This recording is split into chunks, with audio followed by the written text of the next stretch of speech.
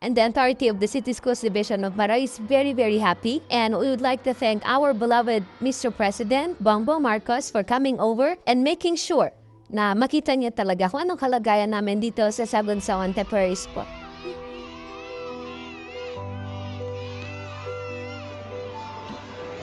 Sa ating mahal na Pangulo, maraming salamat po sa pagbigay niyo sa amin ng mga laptop at saka ng Starlink. Asahan niyo po na ito'y gagamitin namin para ma-uplift yung performance ng mga bata.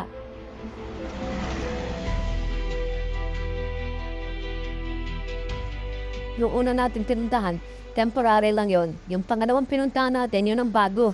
That will be able to house up to 9,000, almost 10,000 students. Doon sa bagong building, malapit na matapos, kaunti na lang, yung maglalagay na lang ng perimeter fence, pwede na dalhin yung mga bata doon. And then the next facility that we want to inspect was the Marawi City Hospital. It is a 100-bed hospital, primary care.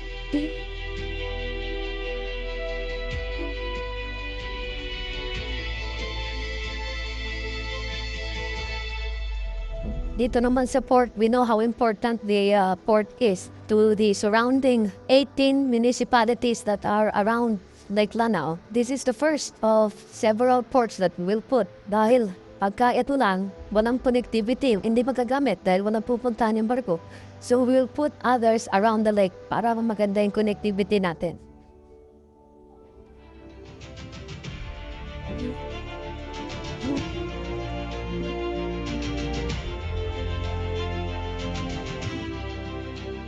These are the main infrastructure developments that we have initiated here in Marawi. Marami pa tayong gagawin, and we will be able to show the progress that we have been making in putting Marawi back together.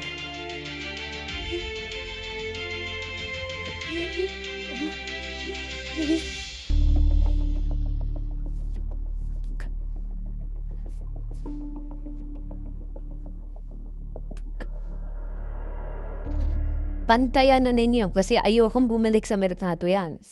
Sirain na ninyo kagad as quickly as possible and make sure nandun kayo para pag sinabing so many tons, ilang tonelada, yun talagang nandyan. Hindi nababawasan. Bilangin ninyo ng gusto, tas buhusan yung gasolina, sunugin na din yun.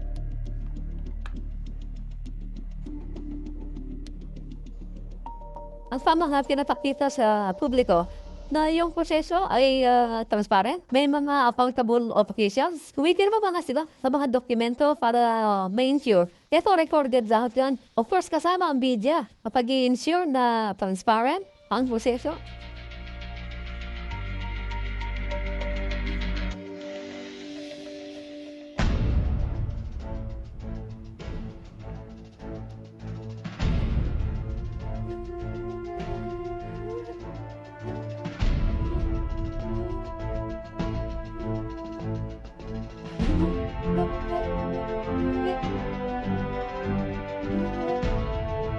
Napakalaki po ng magagawa ng Valor Credit dito sa amin. Kasi po, binigyan nila kami ng chance na hindi na po mahirapan yung mga veterano, lalo na po yung mga matatanda na. Pag medyo mahina na yung veterano, hindi na po sila nakapagpa-check up. And marami pong salamat sa proyektong ito. Napakalaking bagay po nito para sa amin. Napakalaking tulong po para sa amin. At sana po, all over the country magkaroon ng ganito.